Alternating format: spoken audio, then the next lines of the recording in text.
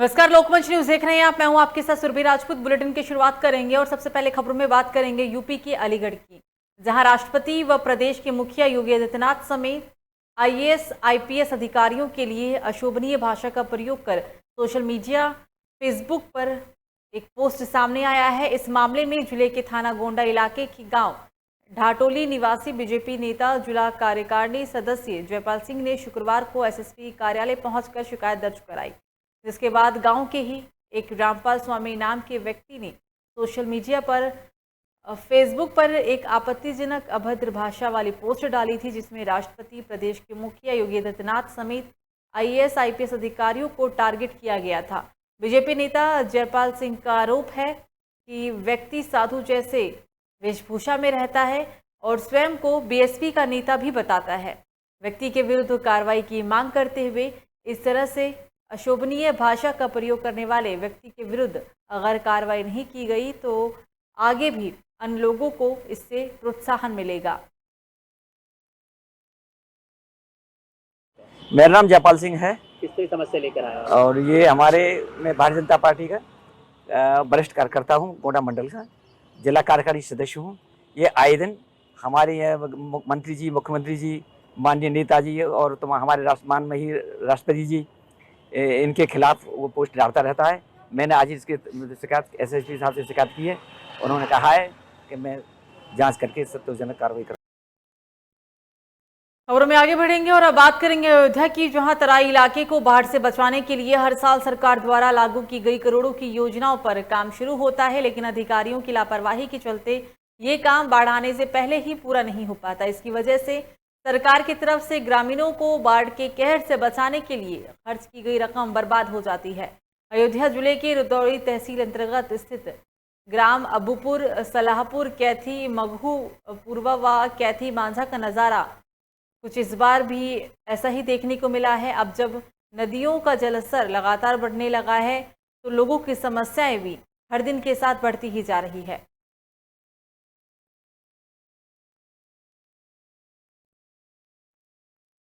उत्तर प्रदेश के बलिया जिले के एसटीएफ ने 1 लाख के इनामी बदमाश हरीश पासवान को मुठभेड़ में मार गिराया है। हरीश पूर्व जिला पंचायत सदस्य जलेश्वर सिंह हत्याकांड में आरोपी था। काफी समय से पुलिस को बदमाश की तलाश भी थी, जिसके बाद बीते बृहस्पतिवार को ही डीआईजी आजमगढ़ ने इनाम की धनराशि बढ़ाने की संतुति एडीजी वाराणसी जोन को दी थी।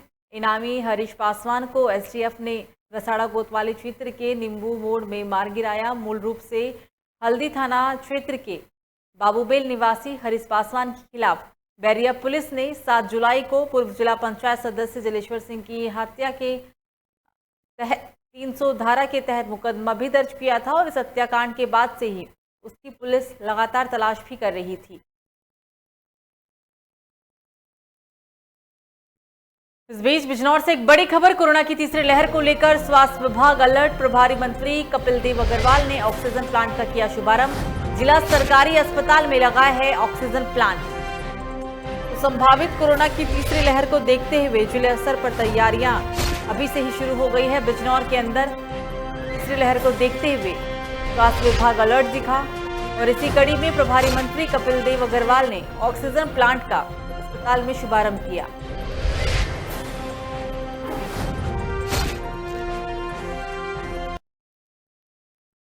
अगली बड़ी खबर, बुलंदशहर से चोरी का खुलासा नहीं करने पर खफा परिवार ने पुलिस ऑफिस में किया आत्मदाह का प्रयास। 2 अगस्त की रात को व्यापारी की दुकान पर लाखों की चोरी हुई थी। पीड़ित परिवार ने एसएसपी दफ्तर में पहुंचकर आत्मदाह करने का प्रयास किया है। पुलिस ने पीड़ित परिवार के हाथ से ज्वलनशील पदार्थ से भरी केन को भी बरामद किया।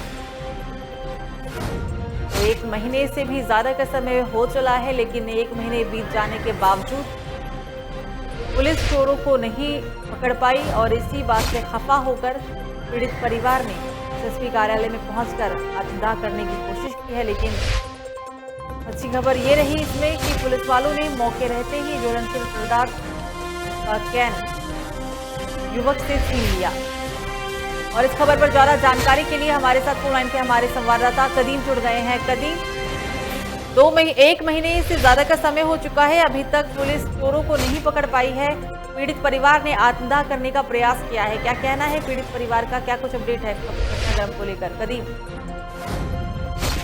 सुरभि जी, आपको बता दें कि बुलंदशहर में चोरी का खुलासा नहीं होने से खपा परिवार ने पुलिस ऑफिस में आत्महत्या करने का प्रयास किया है। बता दें कि मंडी चौकी क्षेत्र में 2 अगस्त की रात को व्यापारी की दुकान में इलेक्ट्रॉनिक सामान सहित लाखों की चोरी हुई थी, लेकिन अभी तक की चोरी की घटना का खुलासा नहीं होने पर नाराज पीड़ित ने आत्महत्या करने का प्रयास किया है, जो कि पीड़ित परिवार ने बुलंदशहर एसएसपी दफ्तर में पहुंचकर आत्महत्या करने का प्रयास किया है। सुरभि जी, बता दें कि पुलिस ने पीड़ित परिवार के हाथ में ज्वलनशील पदार्थ से भरी कैन भी छीनी है। जी बिल्कुल कदीम, तमाम जानकारी के लिए आपका शुक्रिया।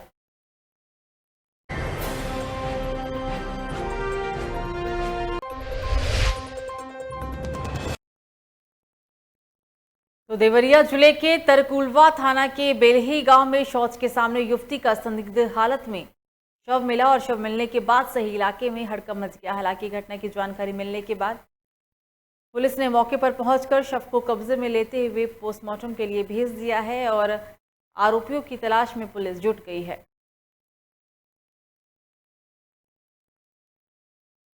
इस जनपद के थाना तरकुलवा के ग्राम बेलही में एक 18-20 साल की लड़की अपने बाथरूम के सामने मृत अवस्था में रात में पाई गई है। इस संबंध में परिवार वालों से तहरीर लेकर के विधिक कार्रवाई कराई जा रही है तथा उन्हें जिन पर संदेह है उन आरोपियों को पुलिस हिरासत में लेकर पूछताछ की जा रही है। संदिग्ध हालत में युवती का शव मिला। हालांकि पुलिस ने शव मिलने के बाद कुछ लोगों को भी पूछताछ के लिए हिरासत में लिया। पुलिस का कहना है कि जो भी दोषी होंगे उन्हें जल्द से जल्द पकड़ लिया जाएगा और कड़ी से कड़ी सजा दी जाएगी। यूपी के देवरिया से 18 वर्षीय युवती का शव मिलने के बाद से ही गांव में दहशत का माहौल बना हुआ है।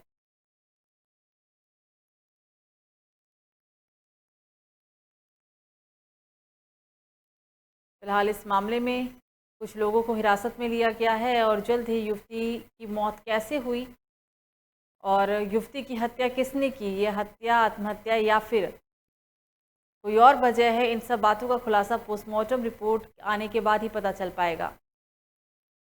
खबरों में आगे बढ़ेंगे और अब बात करेंगे इटावा की, जहां इटावा पुलिस को बड़ी सफलता हाथ लगी। आपको बता दें कि क्राइम ब्रांच की टीम एवं थाना इगदिल पुलिस ने उड़ीसा से लाकर आगरा एवं आसपास के जिलों में बेचे जाने वाले गांजे और तस्करों के पास से 1 करोड़ 30 लाख रुपए कीमत का 5 कुंटल 26 किलो अवैध गांजा बरामद किया। इस दौरान पुलिस ने 2 बदमाशों को भी गिरफ्तार किया है और इन बदमाशों के पास से पिकअप गाड़ी और 2 असलहा भी बरामद किया गया। एक सूचना मिली कि गांजा तस्कर जनपद इटावा से होकर गुजरेंगे। इस सूचना पे क्राइम ब्रांच की टीम और अन्य थाने की टीम सभी गश्त में थे। उसी दरमियान चेकिंग के दरमियान थाना इगदिल में इगदिल पुल के नीचे एक पिकअप गाड़ी आती दिखाई दी, जिसपे क्राइम ब्रांच और इंस्पेक्टर इगदिल के द्वारा उनको रोकने का प्रयास किया गया। वो जब भागने लगे उसी दरमियान इन लोगों ने घेराबंदी करते हुए उसकी गाड़ी को पकड़ा। तो वहीं जौनपुर में प्रेस वार्ता में बोले हैं नेता प्रतिपक्ष राम गोविंद चौधरी। 5 साल में भाजपा ने किया प्रदेश का विनाश, गुंडा राज चरम पर है, ये कहना था उनका। भ्रष्टाचार में ओतप्रोत है भाजपा सरकार, महंगाई और बेरोजगारी चरम पर। गाय के राष्ट्रीय पशु की चर्चा पर भी उन्होंने बोलते हुए इस बात का स्वागत किया। स्वागत योग्य कदम, ये कहना था उनका। गौशाला में चारा पानी के अभाव में मर रही गाय अखिलेश यादव अब दिखी हैं जमीन पर, लेकिन सोनिया और मायावती नहीं दिखी।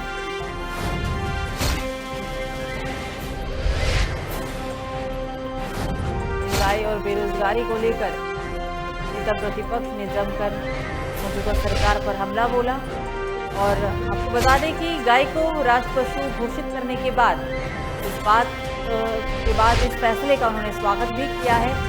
और उनका कहना है कि अखिलेश यादव जमीन पर दिखते भी हैं, लेकिन सोनिया गांधी और मायावती दूर दूर तक नहीं दिखती।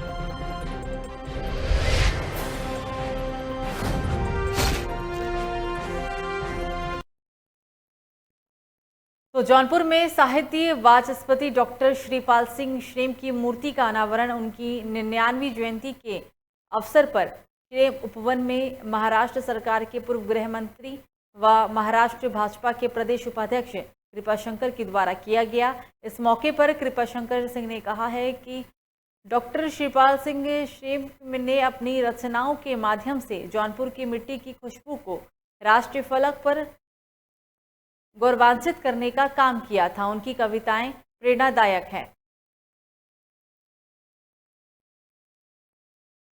आज इनकी 99th जयंती है।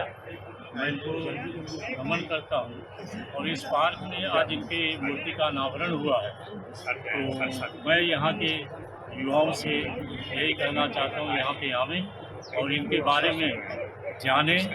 आज इनकी 99th। तो कानपुर जिलाधिकारी आलोक तिवारी ने वार्डों में दवा न मिलने की शिकायत पर हैलेट अस्पताल पहुंचकर कोविड वार्ड और बाल रोग विभाग का निरीक्षण किया और तीमारदारों से जानकारी भी ली। आपको बता दें, डीएम को जानकारी मिली थी कि हैलेट में कुछ लोगों को सही इलाज नहीं मिल पा रहा है, जिस पर डीएम आलोक तिवारी ने हैलेट अस्पताल पहुंचकर औचक निरीक्षण किया। आपको बताते चले, इस दौरान निरीक्षण के दौरान प्राचार्य डॉक्टर संजय काला और बाल रोग विभाग अध्यक्ष डॉक्टर यशवंत राव भी मौजूद देखे। डीएम आलोक तिवारी ने कोविड वार्ड में जाकर बच्चे के तीमारदारों से इलाज के बारे में जानकारी ली और साथ ही उन्हें दवा और खाना मिलने के बारे में भी पूछा। सब सही मिलने पर डीएम ने अपनी संतुष्टि जताई। इन एरिया में आज सुविधाएं देखी गई, एक तो कोविड के लिए तैयारी हो रही है उसके बारे में देखा गया, जो बहुत अच्छे से तैयारी की जा रही है। इसके अलावा यहाँ पर जो लोग अभी वायरल का जो सीजन चल रहा है, कुछ बच्चे बीमार हुए हैं, वो देखा गया। वहाँ पर व्यवस्था अच्छी थी, लोगों ने सेटिस्फेक्शन भी बताया उनकी गार्जियंस ने बच्चों के। एक आध जगह कोई दवा उपलब्ध न होने की बात थी, तो उस गरीब पेशेंट के लिए उपलब्ध कराने की व्यवस्था की गई है। जानकारी का अभाव था, उस जानकारी का अभाव दूर कर दिया जाएगा और इंश्योर कराया जाएगा कि दवाएं लोकली उपलब्ध हों अस्पताल के अंदर ही बाहर जाए। और इस खबर पर ज्यादा जानकारी के लिए हमारे साथ फोन लाइन पे हमारे संवाददाता हिमांशु जुड़ गए हैं। हिमांशु, हालांकि अस्पताल की व्यवस्था को लेकर डीएम पहुंचे थे, लेकिन सब कुछ देख सही पाने के बाद डीएम ने अपनी संतुष्टि भी जाहिर की है। निरीक्षण को लेकर क्या बातें सामने आई हैं हिमांशु? सुरभि जी, मैं आपको बताना चाहूंगा कि लगातार जिस तरह विचित्र बुखार और एक वायरल बुखार अपने पांव पसार रहा है, उसी क्रम में कानपुर नगर में भी मरीजों की संख्या लगातार बढ़ती जा रही है। अभी मंगलवार को 2300 पेशेंट की ओपीडी देखी गई थी।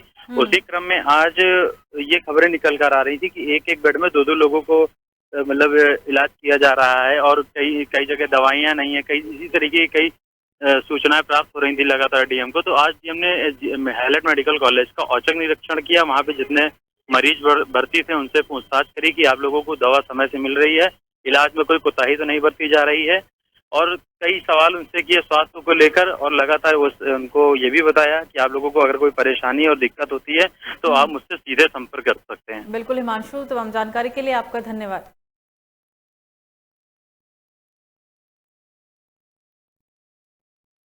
तो महान योद्धा पृथ्वीराज सिंह चौहान के वंशज व रियासत हसनपुर के वारिस मुफलिसी के किस दौर से गुजर रहे हैं, जिनकी अब सुध लेने वाला कोई नहीं है। आपको बता दें कि इतिहास के पन्ने में दर्ज नरवलगढ़ रियासत अब हसनपुर रियासत के नाम से जाना जाता है।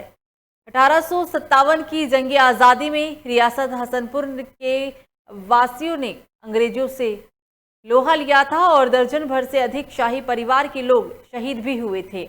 इस परिवार को शेरशाह सूरी ने सेकंड किंग ऑफ इंडिया का खिताब भी दिया था। ये परिवार बाएं पैर के अंगूठे जिसको तिलक लगा देते हैं वो राजा बन जाता है, ये कहा जाता है ऐसा। हालांकि इस विरासत को तिलकधारी रियासत भी कहते हैं, लेकिन समय की करवट के साथ अब रियासत बदहाल हो चली है। शासन प्रशासन की तरफ से कोई ध्यान नहीं दिया जा रहा। वक्त खराब होने के बावजूद भी इस रियासत के वारिस कुंवर मसूद अली दान देने में पीछे नहीं हटते हैं। आपको बता दें कि हाल ही में उन्होंने करोड़ों रुपए की बेशकीमती ज़मीन भी कुंवर मसूद अली ने अस्पताल के लिए दान कर दी, जहां पर हर रोज सैकड़ों मरीजों का अब इलाज किया जाता है। इसी कड़ी में लोकमंच न्यूज के UP bureau chief Asif Baig ने रियासत के वारिस राजकुमार कुंवर मसूद अली से खास बातचीत की है। मसूद अली का क्या दर्द छलका, आप भी सुनिए इस बातचीत में। आज हम मौजूद हैं हसनपुर रियासत में, जहां पर यहाँ बात करते हैं हसनपुर रियासत के वारिस कुंवर मसूद अली से, जिनसे जानते हैं कि क्या स्थिति है, क्या आपके परिवार का क्या योगदान रहा आज़ादी की लड़ाई में। हाँ, मैं कुंवर मसूद अली खां, स्टेट हसनपुर। मेरे राज्य परिवार में मेरे पूर्वजों में राजा हुसैन अली खां 1857 की जंग में, जब अंग्रेज़ों ने सुल्तानपुर ज़िले को बेचरागी घोषित किया और वहाँ के भरों को लूटा, तो उसके बाद ये हुआ कि सुल्तानपुर ये खबर आई कि अब सुल्तानपुर में कोई चिराग जलाने वाला नहीं है, तो क्षत्रिय खून बाबा बरियार शाह का, पृथ्वीराज चौहान का खून था, उबाल खाया। और उसके बाद उन्हीं ने अपने सैनिकों को लेकर के और अंग्रेजों से लोहा लिया। देख रहे हैं कि 2022 का चुनाव आने वाला है।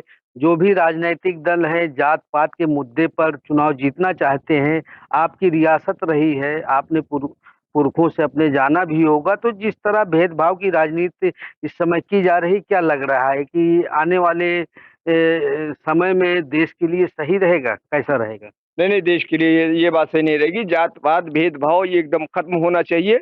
और हमारे यहाँ खास तौर से जिले में हसनपुर स्टेट में गंगा जमनी वो तहजीब है।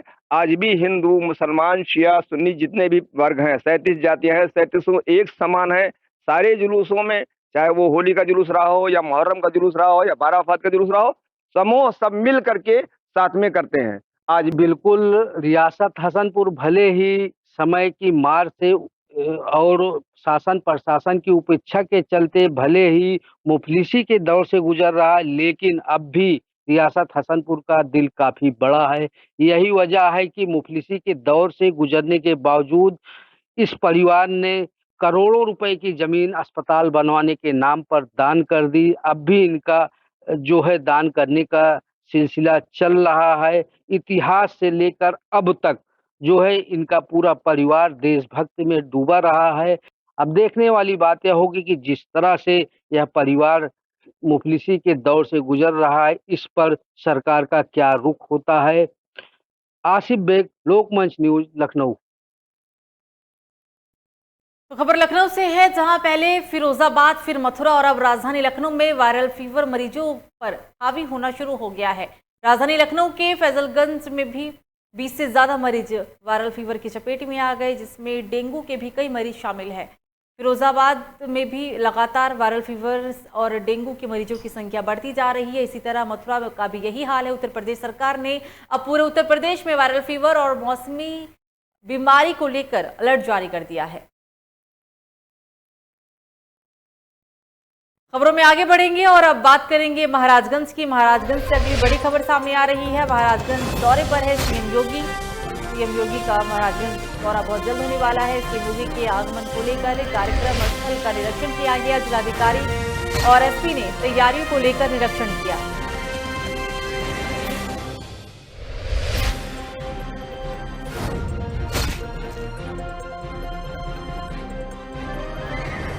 दौरे पर सीएम योगी महाराजगंज के जिलाधिकारी और एसपी ने तैयारियों को लेकर निरीक्षण किया।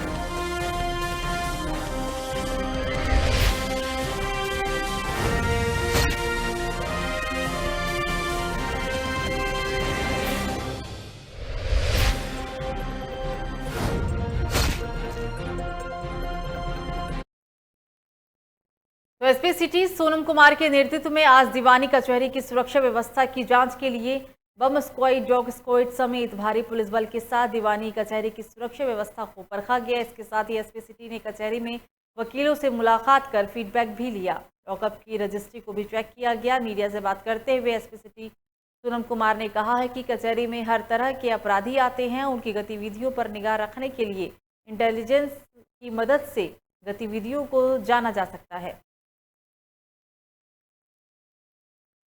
और इस खबर पर ज्यादा जानकारी के लिए हमारे साथ फोन लाइन पे हमारे संवाददाता अवनीश जुड़ गए हैं। अवनीश, कचहरी में वकीलों से मुलाकात किया गया, फीडबैक भी लिया गया है और क्या कुछ ताज़ा अपडेट है? एसएसपी सोनम कुमार ने जो है मीडिया से बात करते हुए बताया कि यहाँ की जो सुरक्षा व्यवस्था है उसको भी परखा और कचहरी के वकीलों से भी बातचीत की, फीडबैक भी लिया और लॉकअप रजिस्टर को भी चेकअप किया। साथ ही उन्होंने कहा कि यहाँ पे जो है हर तरह के अपराधी आते रहते हैं, अपराधियों से मिलने तमाम अपराधी आते हैं जिनकी जो है पुलिस को हमेशा तलाश रहती है। इसके लिए जो है इंटेलिजेंट को यहाँ जो है एक व्यवस्था ऑफिस बनाई जाएगी ताकि इंटेलिजेंट यहाँ पे हर संभव उपस्थित रहे, ताकि जो अपराधी फरार चल रहे हैं या फिर अपराधियों से मिलने आते हैं तो उनको जो है गिरफ्तार किया जा सके। बिल्कुल अवनीश, तमाम जानकारी के लिए आपका धन्यवाद।